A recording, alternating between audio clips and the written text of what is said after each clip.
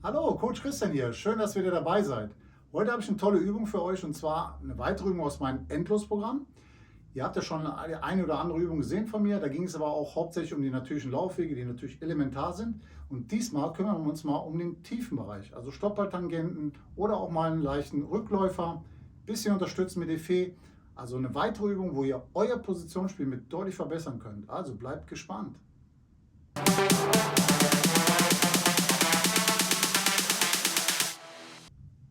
Da bin ich wieder. Im ersten Teil erkläre ich euch tatsächlich, wie die Übung aufgebaut ist. Ihr seht das schon, das Setup ist vorbereitet und wie die Übung gespielt wird.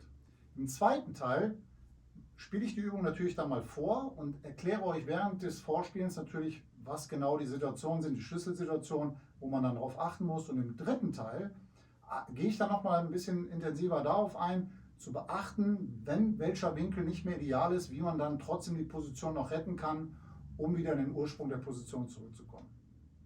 So, nun erkläre ich euch die Übung. Also, die 1 wird im Prinzip auf der Kopflinie, ihr seht schon, das Ganze ist im Prinzip ein Rechteck. Die erste Kugel wird praktisch 2 Diamanten, also auf der Kopflinie und 1 Diamanten von der Langbande weg. Die 2 genau gespiegelt gegenüber, auch 2 Diamanten weg und 1 Diamanten weg. Und das gleiche dann mit der 3 und der 4. Und jetzt geht es darum, dass die 8 im Prinzip, die ist nur eine Blockade auf dem Tisch. Das heißt, die darf nicht berührt werden und versperrt uns im Weg für eine gerade Linie. Das heißt, wir müssen jetzt bewusst in die Winkel kommen und Aufgabenstellung ist immer, nach Kugelkontakt muss die lange Bande berührt werden, dann auf die 2 gestellt und wieder die lange Bande Pflicht. Und das dann im Endlosverfahren praktisch immer wieder so, dass man die Position reproduziert. Das gleiche dann logischerweise auf der linken Seite, das heißt, wir machen das Ganze dann mit der 3 über die lange Bande links und dann auf die 4 und dann wieder mit der langen Bande raus. Und das ist im Prinzip eure Aufgabenstellung fürs Training und da könnt ihr euch gerne mal austesten. Ist eine ganz, ganz tolle Übung. Ich werde sie jetzt mal vorspielen und beim Vorspielen werde ich euch natürlich noch hier und da Ratschläge und Tipps geben, wie man diese Übung gut meistern kann. So, ich persönlich starte immer mit der weißen auf der Linie. Praktisch hier seht ihr aus der Vogelperspektive, das ist ein Diamant vom Mittelloch weg. Das kann man natürlich dann auch noch näher ranlegen, aber dass man ungefähr diesen Winkel hat. Und das bedeutet gleichermaßen, dass ich roundabout einen halben Treffpunkt habe, also eine halbe Kugel vom Treffpunkt habe. Und mein Ziel ist es jetzt, über die Stoppballtangente wieder auf die gleiche Position zu kommen, also zu spiegeln auf die andere Seite, damit ich hier wieder den gleichen Winkel für die 1 habe. Das ist ja die Aufgabenstellung im Prinzip, im Endlosverfahren immer wieder 1 und 2 zu spielen. Und noch eine kleine Sache, wenn ihr den Ball gespielt habt, gebt ihr ja automatisch rechts rum, dann holt ihr direkt den Ball raus, bevor ihr dann die 2 spielt und so geht ihr eigentlich auch schön in den Rhythmus rein und habt dadurch auch eine ganz tolle Rhythmusübung, also im Prinzip nicht zu hektisch, schön in Ruhe, immer wieder mit den ganzen Automatismen, Pre-Shot-Routine, Vorbereitung und dann Ausführung. Okay, dann lege ich mal los.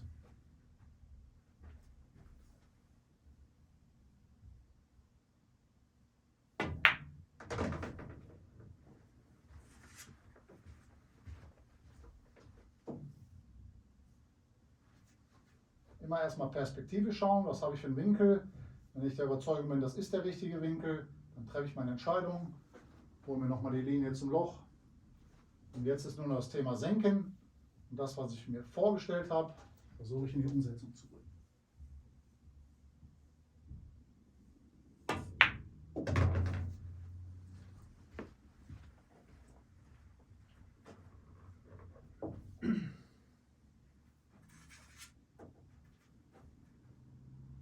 Jetzt habe ich schon ein klein bisschen mehr Winkel, aber alles noch im grünen Bereich.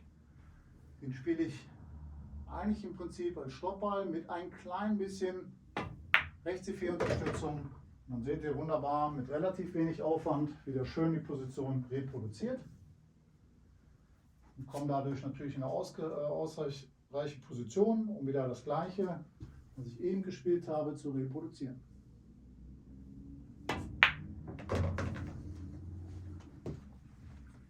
Näher ran ist nicht ganz so schlimm. Viel entscheidender ist tatsächlich immer der Winkel.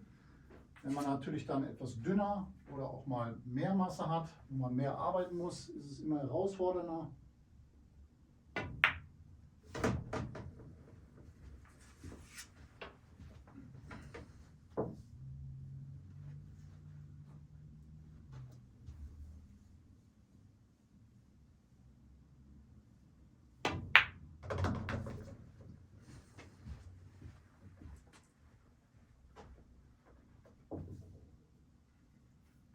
Und das ist auch eine ganz tolle Übung, um einfach eure Abläufe noch ein bisschen besser zu verinnerlichen. Also dass ihr im Prinzip immer genau diese Schritte macht, um auch für euch eine bestmögliche Vorbereitung zu haben, damit ihr auch die Überzeugung habt, im Stoß das, was ihr entschieden habt, auch wirklich zu übertragen.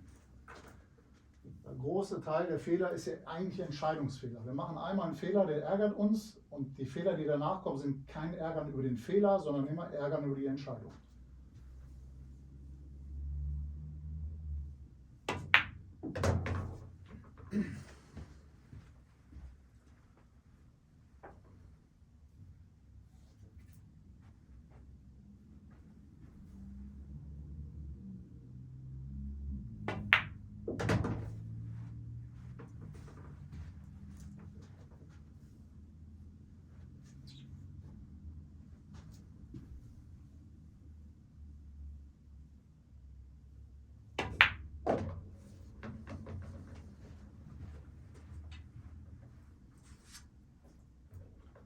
Das ist auch eine ganz tolle Übung, wo man einfach auch schön aus dem Rhythmus heraus, wenn man dann merkt, man fühlt die Bälle, man sieht die Wege, dass man dann auch so ein Gefühl von Flow bekommt. Also dass man wirklich das Gefühl mitnimmt zu sagen, ich lebe diese Übung, ich spüre diese Übung. Und das ist natürlich auch das, was wir eigentlich im Wettkampf erreichen möchten, absolut mit uns selbst zu sein.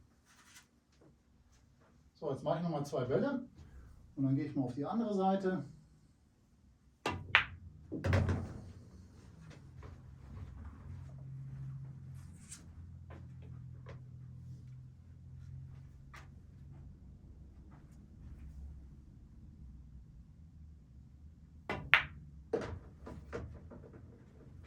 So, jetzt machen wir das Ganze mal links rum, also im Prinzip, die Übung bleibt die gleiche. Jetzt starte ich mit der 3 und jetzt geht es immer darum, 3, 4, 4, 3 zu stellen. Und jetzt ist natürlich das Thema eher links die 4 unterstützen. Das heißt also, wenn ich jetzt meine Stoppballtangente spiele, mit einem leichten E4 unterstützen, damit ich dann auch in die ideale Position komme, würde ich jetzt nur Stoppball, ist die Gefahr sehr groß, dass er stumpf aus der Bande kommt und deswegen auch sehr nah an die 8 kommt. Und dann ist natürlich die Gefahr groß, dass ich zu gerade stelle. Und hier hatte ich ja eben schon erwähnt, eher in den Stoß reinstellen mit dem E4. Also wenn ihr so ein bisschen E4 unterstützen wollt, dann stellt euch besser, weil das wie gesagt eine Bewegung nach außen wäre, wenn ich kreuzen müsste.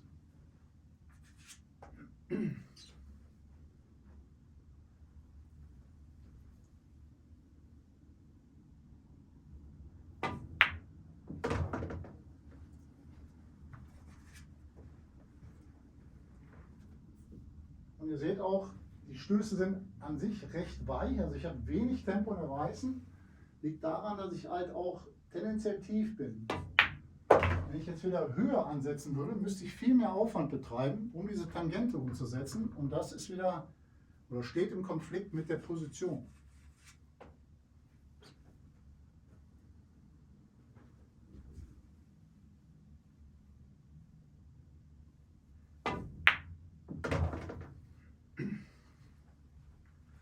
So, jetzt haben wir mal ein schönes Beispiel. Jetzt seht ihr, dass die Weiße relativ nah Richtung 8 gelaufen ist. Bedeutet gleichermaßen, dass ich jetzt weniger Winkel habe. Hier wäre es ideal. Jetzt habe ich deutlich weniger Winkel. Bedeutet also, um jetzt die gleiche Energie als Stoppball hinzubekommen, muss ich deutlich mehr Aufwand betreiben.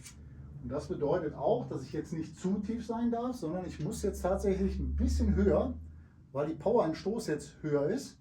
Und das muss ich halt mit der Treffhöhe regulieren. Das heißt, ich gehe jetzt ein bisschen höher an, gehe aber gleichermaßen mit ein bisschen links die Fee rein und komme dann über die Power, über die Energie wieder in die richtige Position.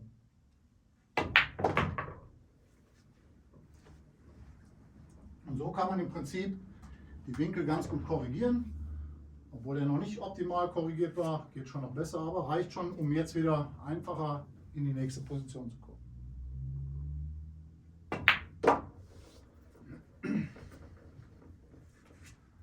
Und achtet immer auf eure magische Linie. Bedeutet, von dem Diamant zur Kugel hin ist im Prinzip immer genau die perfekte Position.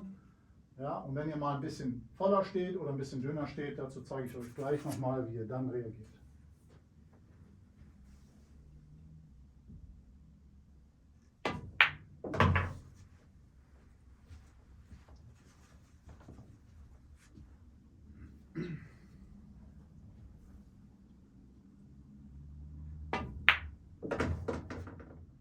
Nun erkläre ich euch nochmal das ideale Positionsfenster und wie groß das Fenster im Prinzip sein kann und in welchem Bereich ich was tun muss, um die Position zu korrigieren. Also das ideale Fenster hatte ich ja eben schon erklärt.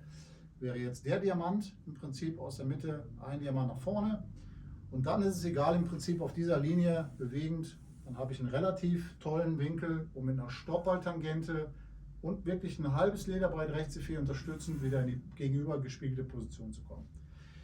Dann haben wir den Bereich von dieser idealen Position mehr nach innen. Bedeutet, wir gehen ja immer voller in den Ball. Das heißt, wir haben jetzt viel mehr Masse. Das heißt, jetzt ist es natürlich nicht mehr so einfach, die Weiße in die Tangente zu bringen. Und da hatte ich eben auch schon mal darauf hingewiesen, das wäre jetzt der Stoß, wo ich im Prinzip deutlich höher anziehen muss. Jetzt immer noch unterhalb der Mitte, also praktisch zwischen Rückläufer und Zentrum. Und dann durch die Mehrgeschwindigkeit diesen Winkel zu korrigieren. Ihr braucht aber nichtsdestotrotz immer ein bisschen Effet. Ja? Und so habt ihr die Position gerettet und könnt dadurch weiterspielen. Und das andere Beispiel wäre im Prinzip genau das Gegenteil. Das heißt, wenn ich jetzt wieder von meiner idealen Linie ausgehe und ich würde jetzt mehr in diese Bereiche kommen, eben waren wir jetzt recht voller. Und jetzt gehen wir mal in den Bereich, wo wir deutlich dünner werden.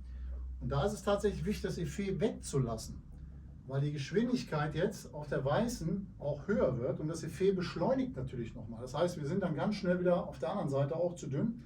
Das heißt, jetzt muss ich eigentlich mich nur auf den weichen Rückläufer konzentrieren. Das heißt, ich versuche den Ball, und auch da nochmal ein guter Tipp, die Bockhand ein bisschen näher ran, als ihr es normal machen würdet, weil der Impuls jetzt auch eher kürzer ist und nicht lang. Also kürzere Bockhand, nur tief und dann ganz weich ziehen. Seht ihr das? Und dann kann ich die wunderbar retten, die Position. Und das sind im Prinzip eigentlich genau die Hinweise, die ihr braucht, um in der Übung jetzt im Prinzip, wenn ihr dann ein bisschen mehr Masse habt oder zu viel Winkel, also dünner steht, was macht ihr dann? Ja? Und damit würde ich jetzt euch empfehlen, einfach mal ein bisschen zu trainieren, weil das ist am Ende des Tages immer das, was ihr hier lernt. Und was ihr dann am Ende können möchtet, steht immer das Machen dazwischen. Also viel Spaß bei der Übung.